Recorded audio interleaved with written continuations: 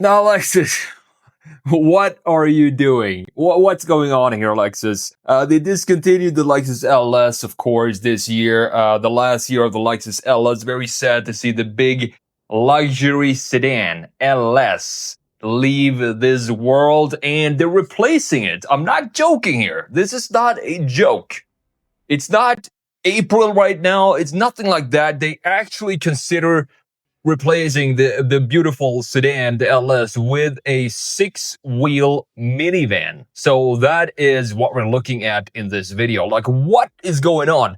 I can understand. So if they're gonna replace the LS with this, they should have replaced the LM. Would make a lot more sense. The minivan that they already have, I can see that one being replaced with this one. But do not call this an LS. They say they're gonna change it from luxury sedan to luxury space and keep the LS nameplate for this vehicle. I'm not sure what they're thinking here, so we're gonna have a look at what we know so far. It's gonna be unveiled later this month at the Japan mobile salon or something, whatever it's called, later this month. So we're gonna see the full reveal then. But I took the teaser photos, I cleaned it up a little bit to give you an idea of what this actually looks like. And it is this Cybertruck vibes when it comes to this design. Before I jump into Photoshop here, I want to show you. I mean, look at this. Look at all the beautiful generations of the LS. I mean, it's been a proper three-box design all the way since the 80s up here. Before we jump in here and have a look at these beautiful designs, I'm going to let you know which one is my 100%, no question, my favorite out of these designs. Let's see what this new LS minivan is all about from this article from Car Scooped. I'm going to link it down below. Before we go any further in this video, I'd like to take a minute to thank today's sponsor, 3W Liners. 3W Liners provides premium floor mats for Ford, such as this one, the Ford Bronco Sports. They also provide high-quality floor mats for a variety of off-road SUVs. They use something called Vigor Mold technology, and these mats are durable and resistant to everyday wear and tear, maintaining their shape and quality over a long period of time. And I'm gonna show you here exactly how you install these floor mats. It's very straightforward. It comes with an instruction manual, but I honestly don't think you really need it. All you gotta do is take out the old mats and put in the new ones. They're designed for easy cleaning, so whether there is dust, dirt, or sand on the floor mat, simply rinse it with water or a damp cloth for a few minutes, and it's going to look brand new. And each floor mat is custom made using 3D scanning technology to achieve a perfect fit with the curves of the interior, ensuring an attractive appearance and preventing dirt from accumulating in the side gaps. And I'm going to show you just how well these fits over each small little detail in the interior of this specific Bronco. It's made exclusively from Thorex material with no adhesives added during the manufacturing process, ensuring a safe and also an odorless experience. And that is something that other floor mats tend to have this, rubber smell to it, but these 3W liners don't have any smell whatsoever. I'm going to show you a comparison here between the original Bronco floor mats and just how sort of flimsy they are compared to these rugged 3W liner floor mats. It definitely feels a little bit more sturdy than the original ones for sure, and it also comes with a liner for the trunk, which this specific Bronco did not even come with from factory. So make sure you go to 3wliners.com and use my specific link in the description. I'm also going to add it in the pinned comment down below for a special discount, and thanks to 3W Liners for sponsoring this video. So some crazy stuff going on here. Lexus seriously wants to replace the LS with this absurd six-wheel minivan. Still presented as a concept though. Akio Toyota said that everyone is serious about this and promised it will definitely come true. Scary things. The LS concept is a new take on Lexus flagship with a minivan body style. It features six wheels, a fully electric setup, and a spacious three-row interior. The long-running luxury sedan gives way to something altogether different, a six-wheeled electric minivan with 3 rows of seats. What's really unexpected is that the company plans to evolve it into a production vehicle, even though plenty of development still lies ahead before that, of course, can become a reality. I'm not sure how much of this there actually can put into production as this concept sits right now in today's world. Probably quite a lot of it, I would assume. The official teaser is titled Discover and signals a new era for Lexus. It shows the profile of the LS concept wearing a large front wheels and two smaller ones in the back. So you have a big front wheel, almost double the size of the other wheels in the back. Very, very interesting design, this thing. The interior will probably be absolutely fantastic. I have no doubt about it. My complaint, my problem with this is that they're using the LS nameplate for this. It's sort of a slap in the face to the previous generations of the LS, in my opinion. So the concept adopts a single box minivan silhouette with tiny, small little overhangs in front and the rear and a generous greenhouse. Highlights include vertical LED headlights and taillights that stretch into the sides of the vehicle, along with an illuminated roof fin. So the fin on top of the roof is sort of this thin little LED up there. You have a wide sliding door opens to reveal a roomy cabin. Chairman Akio Toyoda insists that this is more than just a design exercise. In a message from 2 years ago, he challenged the team of Lexus to reinvent the Lexus flagship instead of having the LS here. He's talking about the future of the LS. If you think of the LS as a battery electric chauffeur car, wouldn't it become a new pillar of Lexus with a new package that no one has ever thought of? Lexus doesn't copy anyone else. So that's the motto. So please start thinking about it. And I think it looks like they started thinking about this 2 years ago. And this right here is the result. The LS nameplate was originally conceived as an acronym for luxury sedan, but Toyota now, the chief here, now translates into luxury space.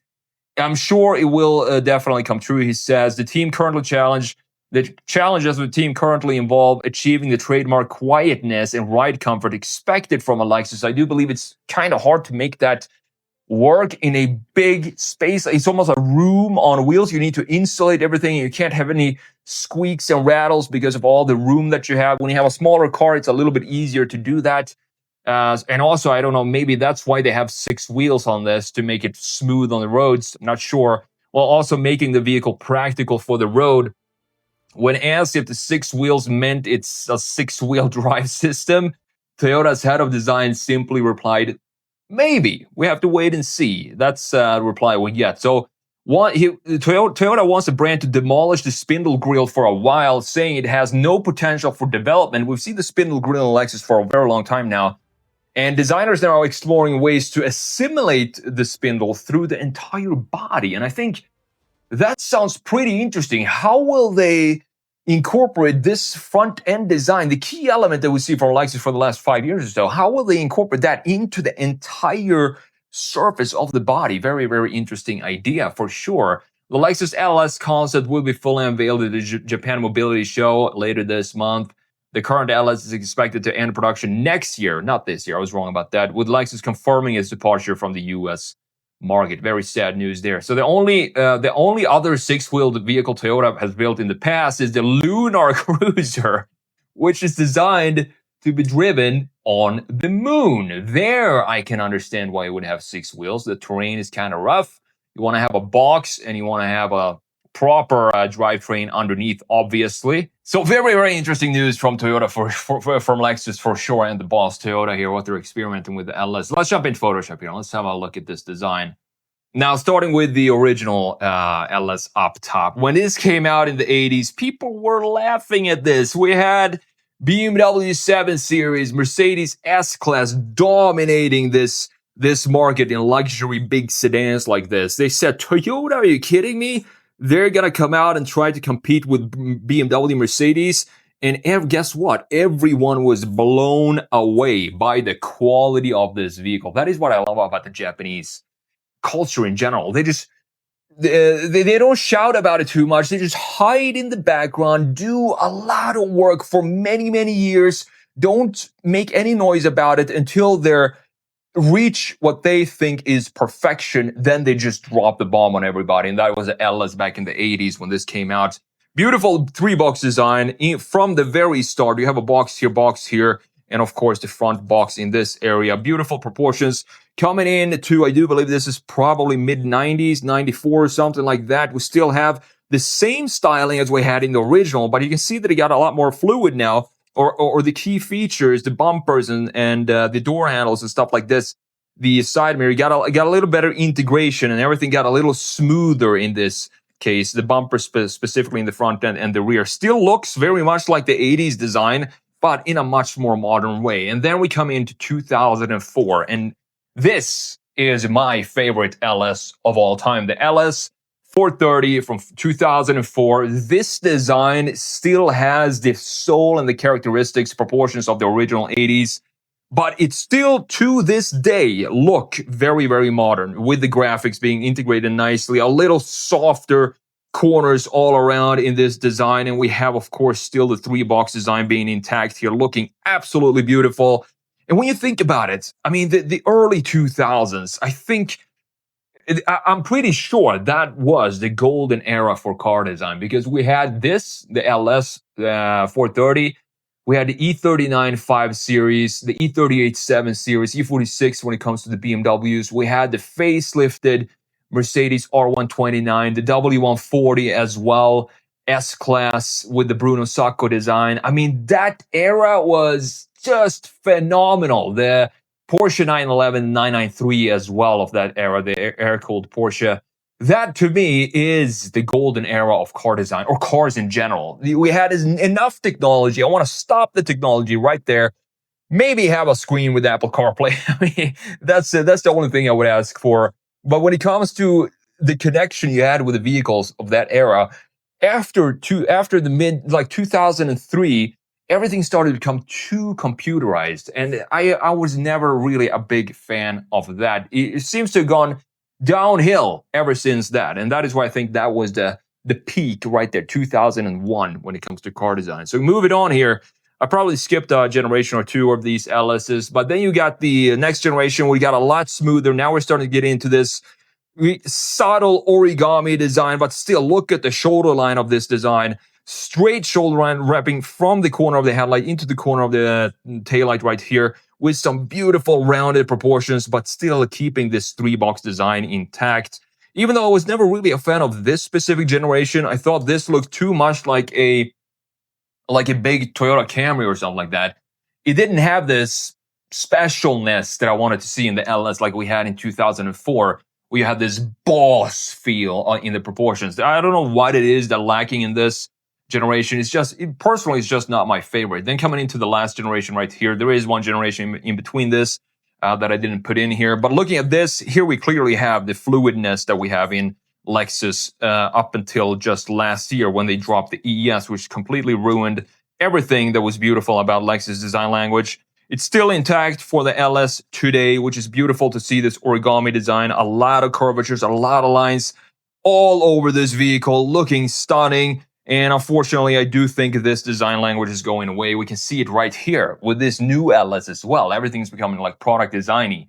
We don't have this organicness or fluid hand sketch lines in the vehicles anymore.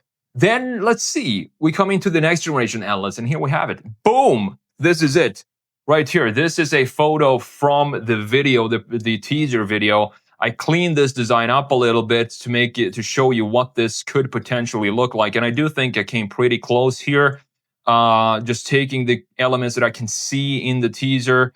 This area right here might be a little different. As you can see, maybe it goes something like this. And then you have the black glass roof all on top here. Small details like that. But overall, the proportions is pretty much going to look like this. And now this is what we're going to call the new Lexus LS. I mean, to me, it's just sad to see what car design is becoming these days. As I said, I don't have anything against this design in particular. They could restyle the LM. Just call this the next LM or something like that. That would make so much more sense in my mind.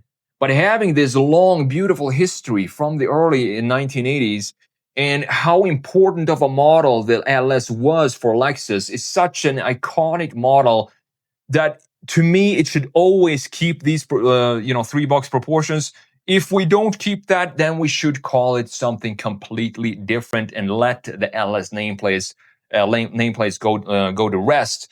But now this is what they want to call the next LS. So we do have this swooping line in the lower section right here, similar to what we have in the previous generation Lexus IS, for example. If you remember that line going straight up to the taillights from the lower section, cutting through the rear axle, connecting to the very corner that stretches out like this and meets that line in the side view. Very beautiful design for the previous generation IS. Then we have a shoulder line here. And we have some jail bars or whatever you want to call these right here. Full LED in the rear and full LED in the front. We also have an LED in the grille here. You can sort of see it in this area here, but I do think it's going to be an illuminated outline for the grille. The wheel designs, not entirely sure what's going on with it. It looks like the brake discs are on fire, and this is on Nürburgring right now, coming into from 200 miles per hour and just braking into a corner. That is what this looks like right now. I'm not sure if these are LEDs. Probably not going to make it into production is my guess, because I still don't think we have any sort of LED wheels in production today. I could be wrong there, but I don't think we have it from factory just yet. Maybe, however, this will be the first one to have that. I don't know, but let me know what you think about this new Lexus LS. We're going to have to wait until the end of the month to see the full reveal of this. And honestly, I can't wait to see the reactions of this and what people actually are going to think about it.